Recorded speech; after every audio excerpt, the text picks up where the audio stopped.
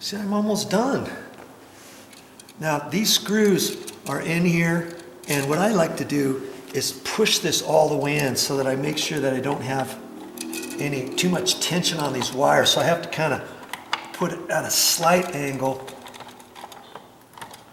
because I can't push it straight because the screw's going to go in there. You know what I mean? And sometimes if I have a lot of wires, I'll take the screws out so I can just push it straight in. Okay, now it's just about fishing for the screw holes. Don't tighten this up yet.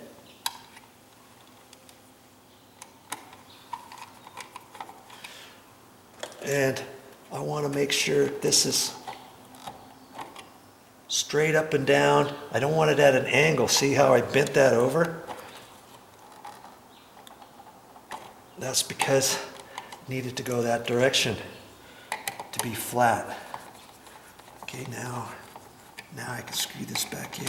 And I don't like to use my battery operated drill. It's an easy way to strip your screw. And because it's just, most of the time it's just going in a plastic electrical outlet box. Okay, and I'm gonna kind of eyeball where I think this needs to be. I see where the pencil mark is there. If anything, this could maybe go over just a little bit. And this is my first go. I may have to move that. I want to put this on. And look at that. That looks all nice. That looks good. Look at your cover plate. Man, these are pretty dirty. They probably should be cleaned. That might be something I'll have to do another time or something, but I can see that this one's facing down.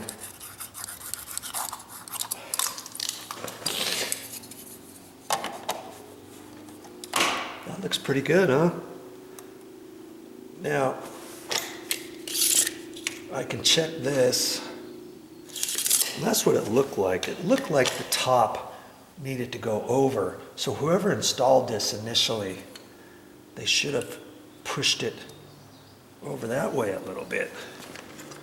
And so I'm going to see what I can do about that, if this will move. It's not, it looks like it's pushed over all the way. And this one may have to come over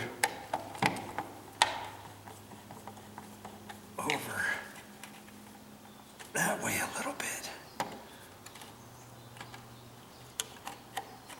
See how there's movement, and I can move it over that far. Get that back in there.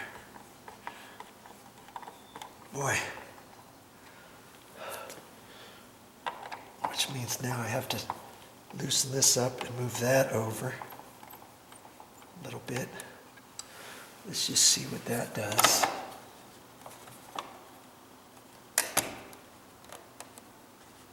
Looks like the top of this one has to go over that way to the right, just a hair if I can. Okay.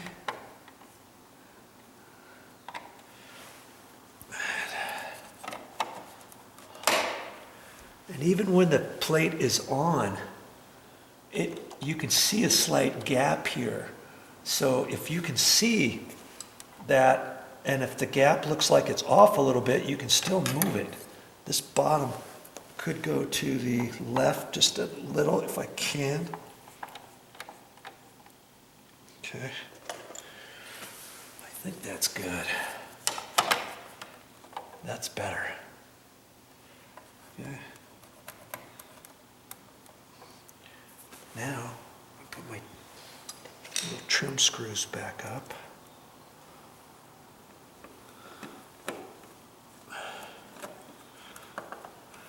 And I just keep them loose until I get them all connected. Don't tighten it, your first screw or even your second one, because this might need to slightly shift one way or another. You never know. Okay? Sometimes you're like, where's the screw hole at? I'm putting it right in. It's not, doesn't seem to be going. Okay, now this, just make it so it feels snug. Don't over tighten these screws. Last thing you want is to tighten it up a little bit and then have it crack. I mean, it's not the worst thing that could ever happen, but yeah, you're gonna have to go back to the store and get yourself a cover plate and come back and all that, and then fix it. It's not a good idea to leave a cracked cover plate. I don't generally like to do that. Okay, so I'm just gonna put the little cardboard thing back on the screw, and I've got my old box, my new box. That's a three-way switch. It's not a lighted switch now in this box. And I always carry a Sharpie with me in my nail bag. So this is going to be a three-way switch. It's just not a lighted switch anymore. Three-way. And I'll keep that with all my electrical stuff. Next time I need a three-way switch, kaboom, there it is. And here's a tip for you. I've got this, and I just leave this in my nail bag. But instead of facing it up, I face it down. I face, see all my felt tip pins. This is a smaller one with a smaller tip. Here's another one. This was a really super small tip. Okay, but I keep them all facing down.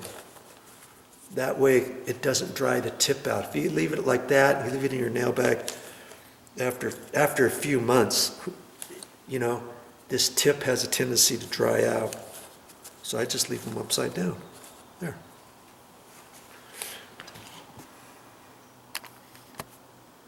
Okay. I'll turn the breaker back on. Let's see what we got. Okay, I have both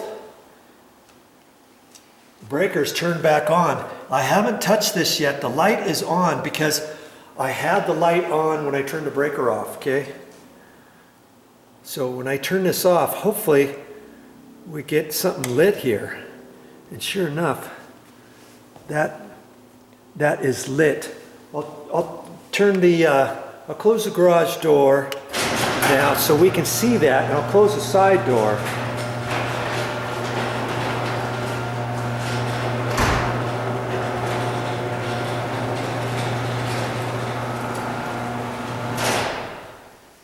I had those on.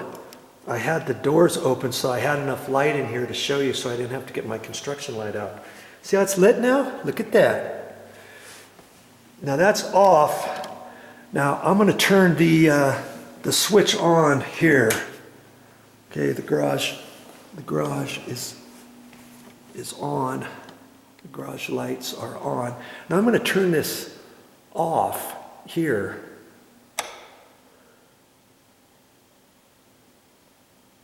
Okay, so that's lit there when it's off.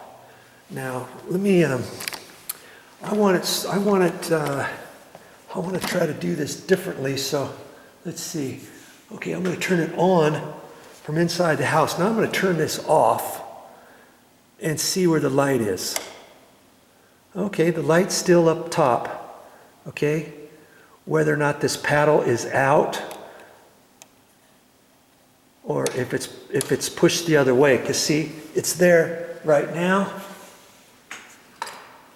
Turn it on inside, the paddle's sticking out. Now the paddle's pushed in, and so the light is always at the top. And that's how they've designed it. That's why they had the three-way switch facing up, okay, where it was top. So does it matter when you install a three-way switch? Well, I guess it does. If it's a lit one, and even a non-lit three-way switch, if you're replacing it or something, see if anything says on it. Now the one I took out, let's take a quick look at that. This one is 17 years old. And let's see if it says top and bottom. Okay, and sure enough, there is a top to it. See right there, T-O-P, see?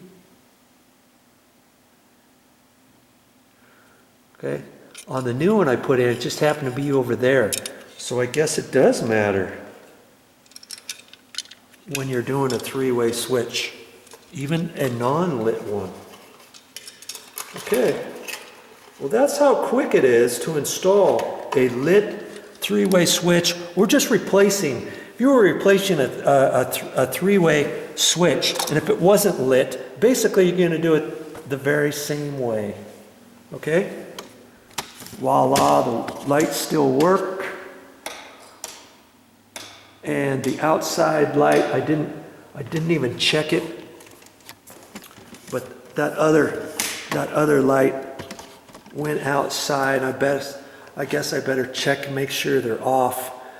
I think it's on right now, so I'll probably have to go out there, make sure that it's on anyways and that the switch is working. It should, even though it was on a different breaker, it should be working fine, but you just go ahead and check it.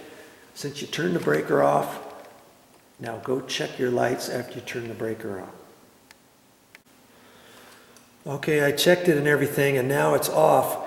And even though I can turn the outside lights off in the garage, I can also do it by the front door. So that tells me this is a three-way switch too.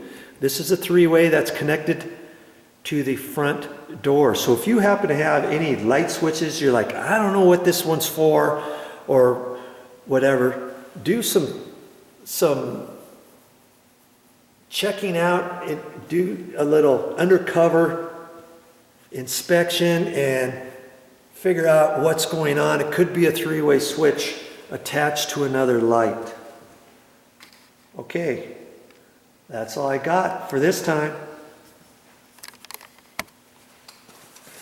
But I'll be back with more videos.